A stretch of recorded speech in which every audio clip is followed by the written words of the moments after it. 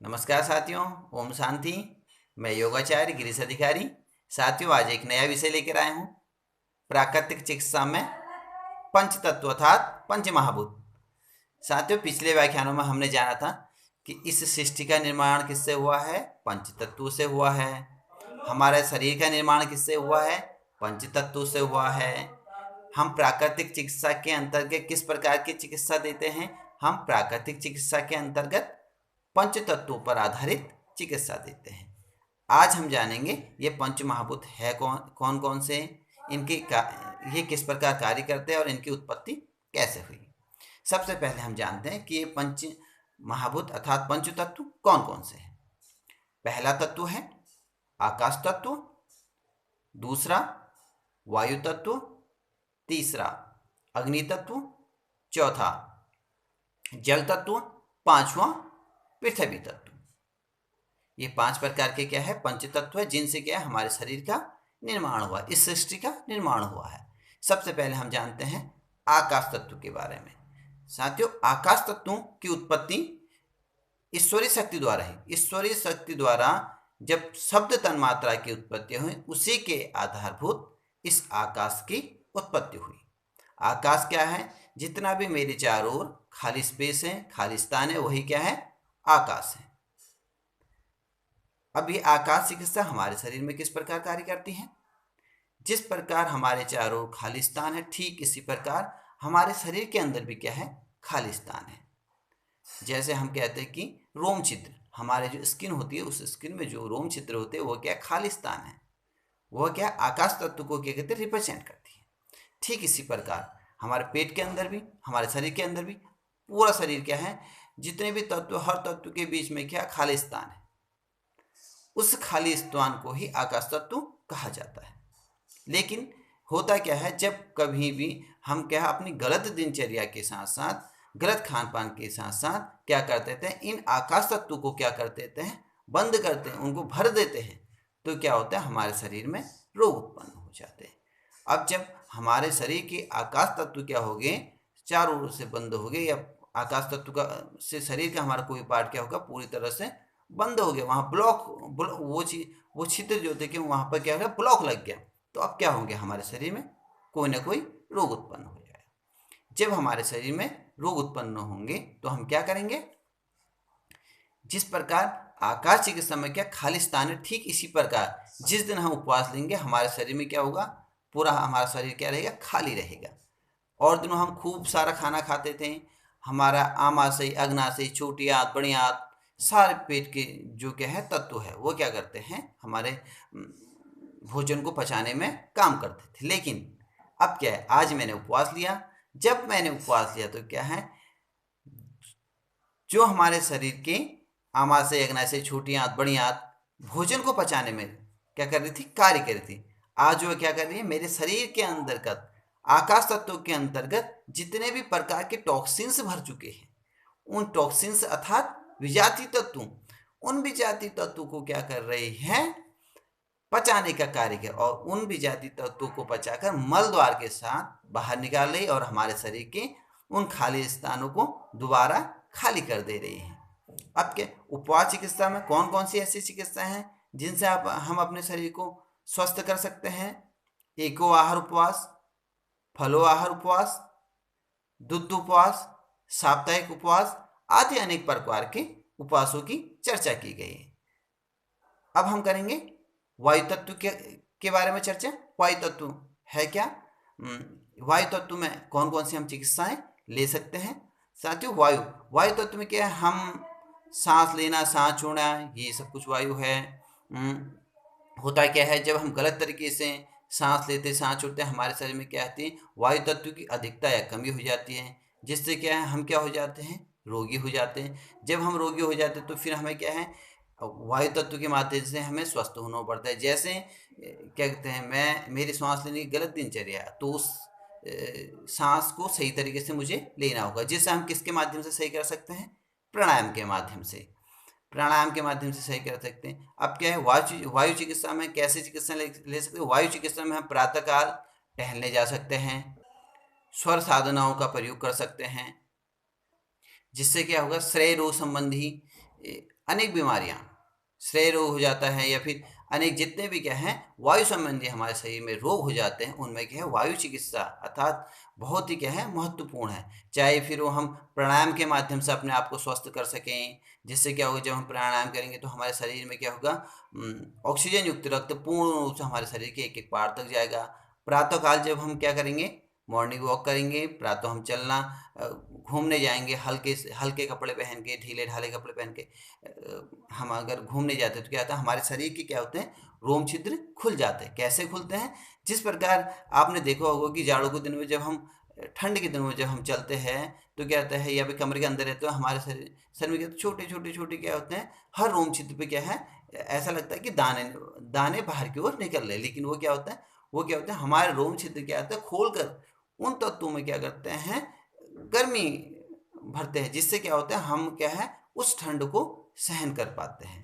ये क्या था, वायु चिकित्सा।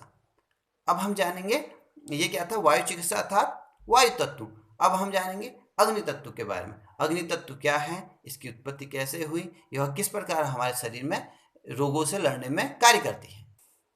साथियों, क्या है जो कि अग्नि तत्व, वो क्या है, तीसरा तीसरा तत्व है किसका, प्राकृतिक चिकित्सा का। इसमें क्या है, सूर्य सूर्य ही सबसे अच्छी चिकित्सा है। सूर्य क्या है, अग्नि को रिप्रेजेंट करता है। तो जितने भी प्रकार के, अगर हमारे शरीर में क्या कहते हैं, अग्नि की मात्रा क्या हो जाती है, घट जाती है, तो क्या कहते हैं, हम सूर्य चिकित्सा लेंगे तो उससे क्या होगा, हमारे अग्नि की मात्रा क्या कहते सामान्य हो जाएगी। जो आजकल हम कहते हैं कि विटामिन डी की कमी हो गई, कहीं ना कहीं किससे हुई, क्योंकि हमारे शरीर में क्या था, अग्नि की मात्रा कम होगी। अब हम क्या करेंगे, धूप स्नान लेंगे। धूप स्नान लेते ही क्या हो जाता है, हमारे शरीर में विटामिन डी की कमी पूरी हो जाती है। अग्नि तत्व में और हम अनेक प्रकार की चिकित्साएं ले सकते हैं, जैसे सूर्य स्नान, रंग चिकित्सा, जिसमें अनेक प्रकार के रंग होते हैं, लाल, पीला, हरा व नीला। इन या फिर सूर्य की जो 7 किरणें होती हैं, उन्हें क्या कहते हैं, सप्त घोड़ा भी कहा जाता है। उन सप्त घोड़ों के आधार पर जब हम किसी भी रोगी को क्या क्या चिकित्सा देते, तो उसके शरीर में क्या अग्नि संबंधी जितनी भी बीमारियां होती है वो क्या होती हैं, पूर्ण रूप से दूर होती हैं। अब हम जानेंगे जल चिकित्सा के बारे में। जल नाम से ही कितने हमारे शरीर में बोलने में जल कहते कहते हैं, कितनी तरलता, कितना रस आ जाता है। ठीक इसी प्रकार हमारे शरीर में जब जल तत्व की कमी हो जाती है तो क्या होता है, हम क्या लेते हैं, जल तत्व चिकित्सा लेते हैं। हमारे शरीर में 70 से 75% क्या है, जल ही जल है, और यह इतना ही होना चाहिए। अगर इस जल की मात्रा कम या अधिक होती है तो क्या होता है, हमारे शरीर में अनेक प्रकार के रोग हो जाते हैं। जब हमारे शरीर में अग्नि तत्व की मात्रा बढ़ जाती है तो क्या हम जल तत्व का ही सहारा लेते हैं, क्योंकि अग्नि तत्व अगर बढ़ी है तो फिर हम अग्नि ही तत्व की चिकित्सा लेंगे तो क्या होगा, अग्नि और बढ़ जाएगी तो क्या है, समस्याएं और गंभीर हो जाएंगी। तो जब अग्नि तत्व बढ़ा हुआ है तो हम क्या करेंगे, उसे ठंडा करने के लिए जल तत्व की चिकित्सा देंगे। जल तत्व की चिकित्सा में क्या होता है, अनेक प्रकार के जल तत्व की चिकित्साएं दी जाती हैं। कटी स्नान, रीढ़ स्नान, सिर स्नान, नेत्र स्नान, मेहनी स्नान आदि प्रकार के क्या है, जल तत्व के अंतर्गत चिकित्साएं दी जाती हैं। इसके बाद जो हमारा अंतिम तत्व है वह क्या है, पृथ्वी तत्व। पृथ्वी तत्व अपने आप में बहुत ही लाभकारी चिकित्सा पद्धति है। पृथ्वी की अपने अनेकों गुण हैं। इस सृष्टि में मानव की उत्पत्ति कब हुई, पृथ्वी तत्व अर्थात जब इस सृष्टि में क्या है, पृथ्वी की उत्पत्ति, उसके बाद क्या हुई, मानव की उत्पत्ति हुई। इस सृष्टि में क्या हुआ, एक अच्छी सी प्रकृति की उत्पत्ति हुई। अब क्या है, इस पंच तत्वों में मिट्टी चिकित्सा सबसे लाभकारी क्यों है, क्योंकि क्या है, इसमें क्या है, पांचों तन्मात्रे अर्थात पांचों तत्वों के, चारों तत्वों के मिलन से क्या है, ये पांचों तत्व बना हुआ है। इसके बारे में अभी थोड़ी देर में बात करेंगे। पहले हम इस पंच तत्व में पृथ्वी तत्व के कॉन्सेप्ट को क्लियर कर लेते हैं। इस पृथ्वी में क्या है, मिट्टी है। इस मिट्टी से क्या करते हैं, हम अनेक प्रकार की चिकित्सा देते हैं। जब इस सृष्टि में क्या हुआ, मानव का जन्म हुआ अर्थात मानव की उत्पत्ति, मानव ने क्या करा, इस मिट्टी के माध्यम से अपने घरों का निर्माण करा। इस मिट्टी के माध्यम से ही क्या करा, अपने रहने के लिए अच्छी व्यवस्थाएं बनाए। फिर क्या करा, इसी मिट्टी के माध्यम से क्या करते थे, पुराने समय में लोग मिट्टी से नहाया करते थे। जिससे क्या होते थे, उनके शरीर के क्या थे, चर्म रोग संबंधी अनेक बीमारियां दूर हो जाती। ठीक इसी प्रकार वर्तमान समय में प्राकृतिक चिकित्सा के अंतर्गत अनेक प्रकार की मिट्टी चिकित्साएं दी जाती है, जैसे पेड़ों की मिट्टी चिकित्सा, घुटने की मिट्टी चिकित्सा, छाती छाती की छाती की चिकित्सा नहीं दी जाती है, रज स्नान, बालू भक्षण आदि प्रकार की चिकित्साएं क्या है, पृथ्वी तत्व के अंतर्गत दी जाती है। ये सभी क्या थे, पंच तत्व थे। अभी हमने इन पंच तत्वों की चर्चा करी। अब हम चर्चा करेंगे कि ये पंच तत्व कैसे उत्पन्न हुआ, कैसे इनकी उत्पत्ति हुई। इन पंच तत्वों की उत्पत्ति क्या हुई, ईश्वरीय शक्ति से हुई। कैसे हुई, इसके लिए हम जानते हैं सर्वगुण संपन्न ईश्वर। इसमें सबसे पहले क्या है, ईश्वर ने क्या करा, अग्नि तत्व की उत्पत्ति करी। अग्नि तत्व की उत्पत्ति किया, उसमें उसे क्या दिया, एक गुण दिया। कौन सा गुण दिया, शब्द, सॉरी अग्नि तत्व नहीं, आकाश। क्या करा, ईश्वर ने सबसे पहले क्या दिया, आकाश तत्व की उत्पत्ति करी। आकाश तत्व की जब उत्पत्ति, उसे क्या दिया, गुण दिया। कौन सा गुण दिया, शब्द। अर्थात हमारे जो चारों ओर खाली स्थान है, जब भी कहीं कोई चीज टकराती है तो क्या उत्पन्न होता है, आवाज उत्पन्न होती है, अर्थात शब्द की उत्पत्ति होती है।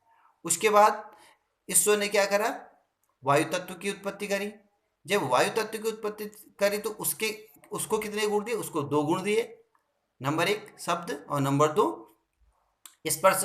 आपने देखा होगा कि खाली स्थान है, खाली स्थान में ही क्या होती है, वायु होती है।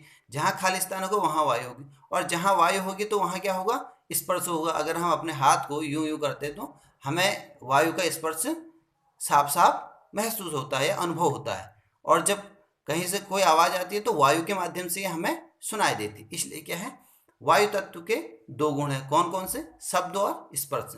इसके बाद आता है अग्नि तत्व। अग्नि तत्व के 3 गुण हैं। कौन कौन से, शब्द, स्पर्श और आकार। शब्द की बात हमने करी कि आवाज आती है, ठीक है। अग्नि तत्व में भी जब हम अग्नि जलाते हैं तो क्या है, अग्नि तत्व की आवाज आती है। या फिर सूर्य की किरणें जब हमारे शरीर पर पड़ती है, गर्मी ज़्यादा लगी तो हमें क्या हो, बेचैनी होने लगती है, तो क्या होता है, एक इंटरनल आवाज आने लगती है। शब्द के बाद क्या आता है, स्पर्श।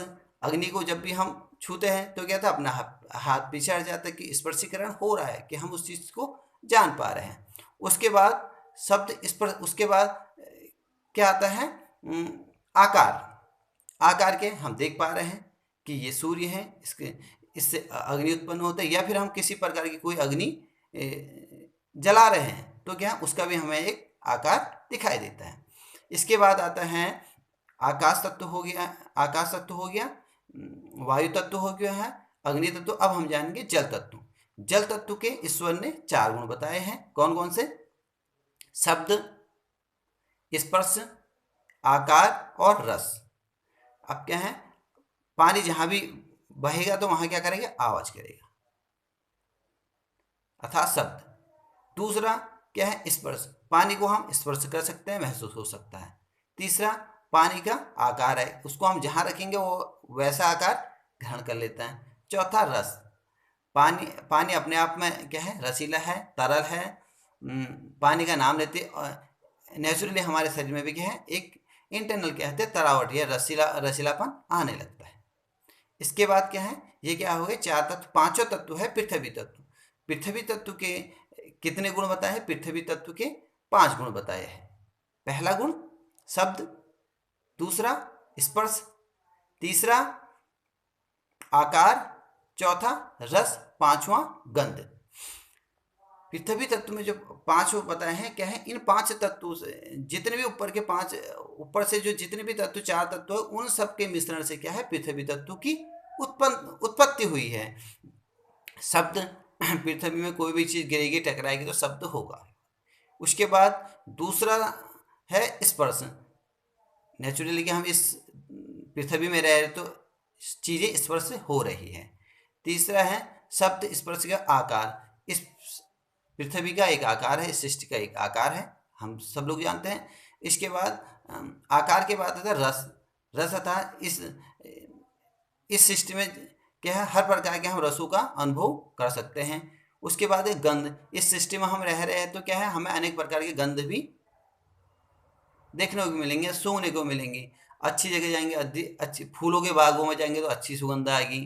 कहीं गंदे एरिया में जाएंगे तो वहाँ पर गंदा आएगी, कहीं सामान्य स्थान पर जाएंगे तो सामान्य गंध आएगी। सुबह प्रातःकाल में जाएंगे तो एकदम सुगंधित क्या हमें गंध का अनुभव होगा। ये क्या था, पंच तत्व एवं उनके गुण थे। और पंच तत्वों से आधारित हमारे शरीर की जो उत्पत्ति हुई है, इसमें केवल भोजन से ही हम क्या है, स्वस्थ नहीं रह सकते, हम जिंदा नहीं रह सकते। इस भोजन के साथ साथ हमें क्या है, अन्य 4 प्रकार की तत्वों की भी पूर्ण रूप से आवश्यकता होती है। क्योंकि हमें क्या है, भोजन तो पृथ्वी तत्व से उत्पन्न हो जा रहा है, बाकी हमें आकाश तत्व की भी बहुत आवश्यकता है, क्योंकि हमें शरीर में जो भी खाली स्थान है उसे खाली रखना बहुत जरूरी है। उसके वायु का हमें बहुत ज़रूरी है, क्योंकि जैसा हम सांस लेंगे छोड़ेंगे उसी प्रकार से हमारा शरीर स्वस्थ रहेगा। उसके बाद अग्नि की भी, अगर अग्नि की मात्रा कम होती है तो क्या है, सबको पता है कि विटामिन डी की कमी हो जाती है।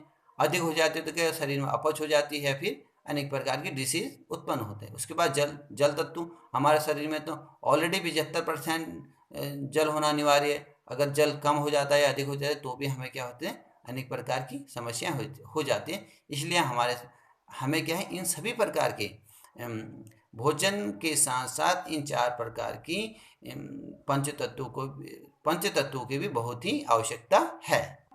ये 5 ही प्रकार के तत्व हमारे शरीर के 5 प्रकार के भोजन है। इन 5 प्रकार के भोजनों से हमारे शरीर में किसी भी प्रकार की कमी या अधिकता होने पर क्या हम क्या हो जाते हैं, रोगी हो जाते हैं। हम इन्हीं पंच तत्वों से अपने बुद्धिवश दवा का काम लेकर अपने शरीर में क्या आश्चर्यजनक आरोग्यता उत्पन्न कर सकते हैं और अनेक प्रकार के लाभ भी प्राप्त कर सकते हैं। आज का व्याख्यान हमारा यहीं तक। आज हमने जाना कि प्राकृतिक चिकित्सा में पंच तत्व था, प्राकृतिक चिकित्सा में कौन कौन से पंच तत्व है, ये किस किस प्रकार कार्य करते हैं। आज का व्याख्यान हमारा यहीं पर समाप्त होता है। कल फिर एक नए व्याख्यान के साथ आएंगे। तब तक के लिए नमस्कार। अगर मेरा यह व्याख्यान आपको अच्छा लगे तो प्लीज़ लाइक, कमेंट और सब्सक्राइब जरूर करिएगा। तब तक के लिए नमस्कार। ओम शांति।